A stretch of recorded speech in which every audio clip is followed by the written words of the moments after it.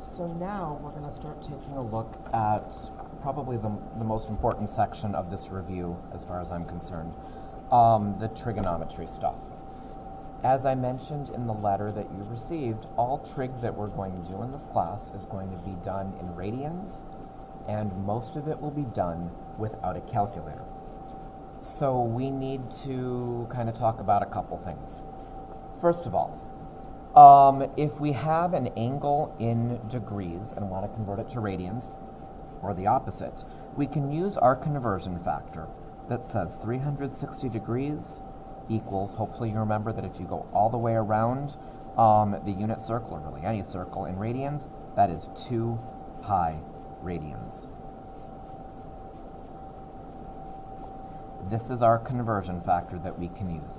Now, in practice, we're really not going to use this very often. We're just going to sort of know things like 150 degrees is 5 pi over 6 radians and things like that. However, if we want to try to use this conversion factor, for example, if we want to convert 80 degrees to radians,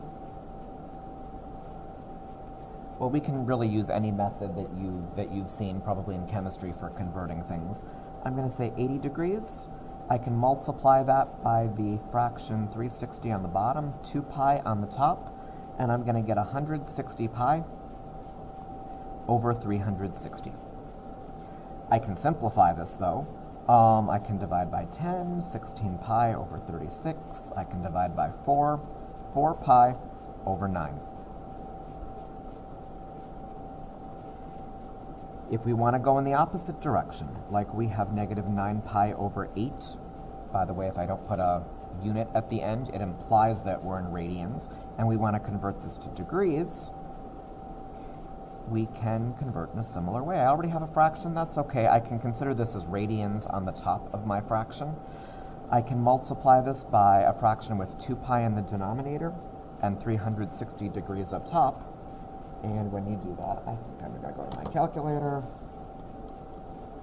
That's going to give me negative 3,240 pi over 16 pi. I can make those pi's cancel. How about I just do the division on the calculator? We're going to get negative 202.5 degrees. And that's how that conversion factor works. As I already mentioned, though, in practice, we're really not going to use that conversion factor too often. We're just going to know what certain angles are. And this brings us to the unit circle. In your packet of notes, you should have a filled-in unit circle with angles in degrees and radians. And if we can sort of memorize where these things are around the unit circle, we're going to have a much easier time with all the trig that we deal with in here. Now, on any test or quiz that you take in this class, I will let you use a blank version of the unit circle. None of this information on here, just kind of the blank circle, if that helps you kind of orient yourself. The only test you wouldn't be able to use that on is the AP exam, but on the AP exam, you'll have time in the inside front cover to just draw yourself a unit circle and fill in all this information.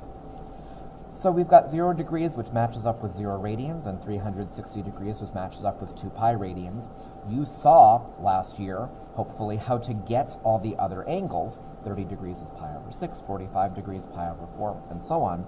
But we do need to really have these things memorized. And if we have them memorized, then I can just ask you what is 225 degrees. You'll kind of locate that in your mind and locate the radian one in your mind and say, oh, 225 degrees, that's got to be 5 pi over 4 radians. Or what's 330 degrees? Oh, I know that's just short of horizontal. That's got to be 11 pi over 6 in radians. I do have a few tricks for memorizing this, and I think I'm going to try to switch now to a PowerPoint thing that I put together for my Algebra 2 class when we started looking at the unit circle. So let me see if I can switch over to that.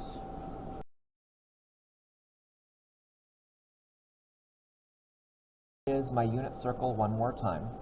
Again, if we can memorize where all these angles are, say I give you a blank unit circle, ask you where 7 pi over 6 is, and you say, oh, it's just short of horizontal in quadrant 3, we're going to have a much easier time with all the trig that we use throughout this course. Let me give you a few hints for how to memorize where these angles are.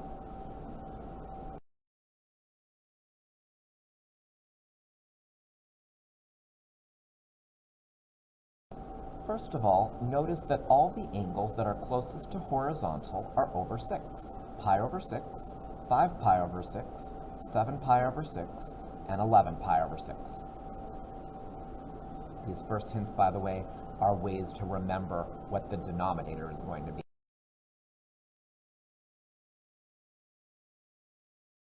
Pi over 4, 7 pi over 4.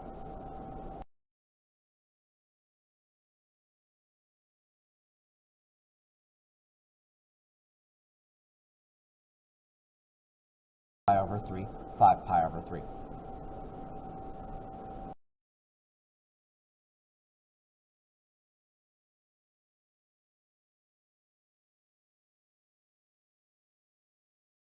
You remember the denominators. I also have some tricks for remembering the numerators. Notice in quadrant 1, the numerator for each of those fractions is just 1 pi. We're going to ignore the pi, they all have pi's in them, so we can just kind of say the numerator is 1. 1 pi over 6, 1 pi over 4, 1 pi over 3. So, you could, by that logic, you know if we're close to horizontal, we're over 6, and oh, we're in quadrant 1, numerator's got to be 1.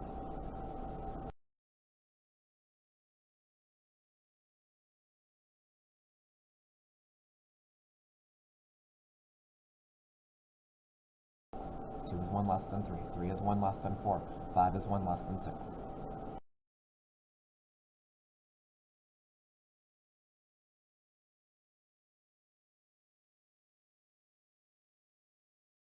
I hope you see the pattern there. For all the quadrant 3 angles, the numerator is 1 more than the denominator. Again, we're just ignoring the pi there. 7 pi over 6, 5 pi over 4, 4 pi over 3.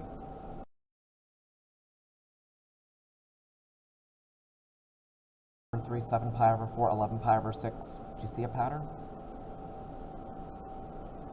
In quadrant 4, the numerator is 1 less than twice the denominator. 6 times 2 is 12, 11 pi over 6. 2 times 4 is 8, 7 pi over 4.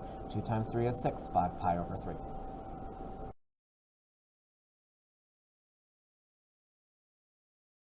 Our unit circle, and these angles are going to need to be memorized. 0, pi over 6, pi over 4, pi over 3, pi over 2, 2 pi over 3, 3 pi over 4, 5 pi over 6 pi, 7 pi over 6, 5 pi over 4, 4 pi over 3, 3 pi over 2, 5 pi over 3, 7 pi over 4, 11 pi over 6, 2 pi.